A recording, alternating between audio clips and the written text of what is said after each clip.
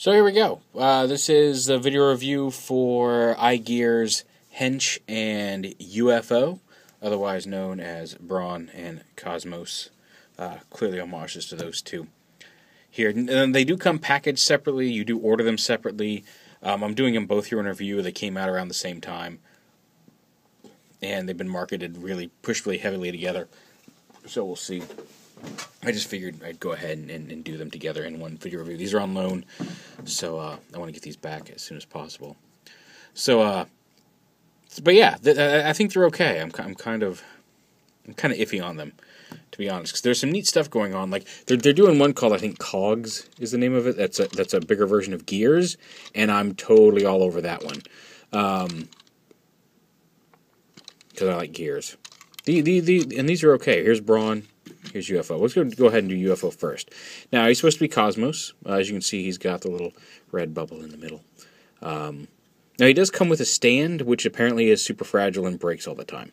I don't know if this particular one broke. Again, these are on loan, but I've heard that the stand is... I've seen like 3 people break it, and so just be aware of that. It does come with a stand, but apparently the stand breaks very easily. It plugs in right under here and lets you put it in flying poses. He also comes with a pistol, little. I do love the pistol. It's got like kind of a cosmic Flash Gordon-y lightning bolt on it. I really do like the little space pistol. And you can plug that in. Pretty much any of these screw holes under here are capable of holding the gun. You can put it off here to the side if you choose. You can have it even further to the side of the ship. You can even plug it in where the stand would go if you want it more centered. Just to give him a gun underneath there. Or you can just leave it off to the side. Personally, I just like the kind of UFO saucer spaceship without the gun by itself. But yeah, there's Cosmos. And to transform him, just come back here. Let's start with the front with the legs. Pop these out, the whole front section off. Bring it down.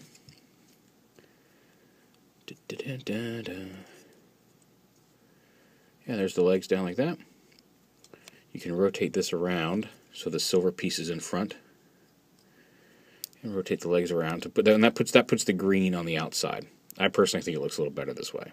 You can leave it the other way if you want. If you'd rather have the legs with the yellow on the outside, but personally I like the green on the outside.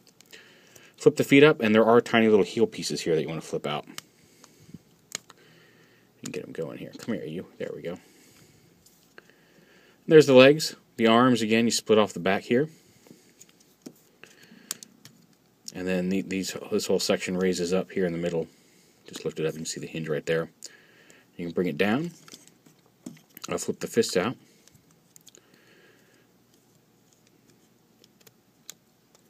And there's a ball joint right here. And there is, as you can see, kind of an angled cut that lets his arm, instead of being a solid piece around here, lets his arm move and rotate there, which is nice. And then, once you got that done, and you can have the shoulder, if you want to bring the shoulders all the way up, you can. And I like to. You can leave them down if you want. It's really up to you. There's a ball joint up here, so you get a range of movement out of these things. You can have them be a little bit more vertical. Like that. Now that you've got the arms where you want, this fin right here, you just kind of push up on. Or you can pull up on it too. You just kind of wiggle it up. And up pops his head. And there's his head. In the little space bubble thing, which is kind of cool. It does turn a little bit. It's got a little bit of range of movement. It stops about right there. Off to the side. And again, same to the other direction. Actually, the other direction switch, it turns a lot. Maybe there's just something in there that's blocking it. I don't know. But here, you get about here before you meet resistance. Over this way, it only turns about that far before it just completely stops. And I don't want to force it. But he does have some head swivel there. And again, he can hold his pistol. So yeah, he's green and yellow, like the original Cosmos. He's a much greener. He's a very bright green, you can see. But I really like him. Maybe I'm silly. I've heard people not digging him so much. But I like his design. It's neat. I wish the stand were a little sturdier, because I would like to have shown that off, but it didn't come because it's not very good, apparently. So yeah. He's kind of nifty. I like him. But then again, I like UFOs, and I like Cosmos, so there's that. So, there he is. We'll put him off to the side for a minute. Now on to Mr. Hench. The Hinge Henchman. He does come with a little shotgun rifle here. And you can plug that into his wheel on the top of the car. So now he's a car with a shotgun. Yeah, I don't know either. But car with a shotgun. And he's a nice, appropriately chunky, pretty sturdy car. You can see his face under here. He's doing some yoga or some calisthenics in vehicle mode. Big empty hole in the back here, above the exhaust pipes. So maybe he's smuggling worms. Oh, God. Okay, I'm not even going to touch that one. So, yeah, here he is. He rolls like a car. Like a car. Oh, anyway, sorry, I'm not going to. It's one of those nights, you can tell, can't you? So you flip his doors up. Well, you see his arms there. Ooh, expose. I see some. Anyway, unpeg the wheels from up front here. Bring them down. Now here's the hips. You want to rotate them down around like this, and then you want to make sure this comes up to one side, and then you fold this piece around it. If you do it the other way, it's easy to get this stuck on this. If it bends the wrong way, you want to make sure that gets flat up against the piece, whatever. So, like I said, you want to. Here it is normally. If you try to bend the leg this way, it's going to get stuck on that piece because it's trying to fold over and it gets caught up there. So, like I said, bring the hip down, fold the piece up like that, and then fold it around so you can see there's the clearance. There's not a whole lot of clearance there as that comes around the knee joint. So you want to make sure it's all the way up. Like that. And what you actually want to do is have them facing backwards, because you're going to take the waist piece, lift that piece up so it's out of the way. You're going to rotate this whole waist piece around. Like that. And then bring the feet around to the front. And there's a neat little, you can see there's a little heel swivel, ankle swivel, I guess, foot swivel. It's really, yeah, it really is more on the foot than the ankle. But yeah, just do that and take the arms, bring them forward, and push them up like that. And bring the hands around so they're filled in the front, and they use that ball joint there. And then the wings here, again, you can kind of put these wherever you want. Like this piece folds in, and then this whole piece folds up to form his back. If you want to fold the wings down, the doors, it looks like that. I think on the original toy, these pieces actually were kind of like sitting up here this way. And they can't quite do that because of clearance. But if you want to have them sticking straight out the side like wings, you could do that. You want to have him sitting there like he's about to just take off like a jetpack. Silly, we know Brawn doesn't fly like a jetpack. Anyway. So yeah, there he is. Brawn. Here's a shotgun. Obviously, he can hold that. Now, the thing about Brawn is here's his head. And that's cool and all. But if you want him to look more like the G1 toy, you can take his head and turn it around. Now, it is a little off because like it's also the piece they plug into. Normally, you'll see a character with a slot back there, and that's the slot that like just to make room for the ball joint. So it has it takes the pressure off of popping it on the ball joint. So you can see it's a separate piece that's plugged in there as part of the construction process. So it's not as perfect as it could be. But then you've got a head that looks like the visored head on the old toy. So it's really up to you how you want to do it. Or you just have it like, if you just want it to be like a generic robot on your shelf without actually being Brawn, you can flip that around. But I like his actual face.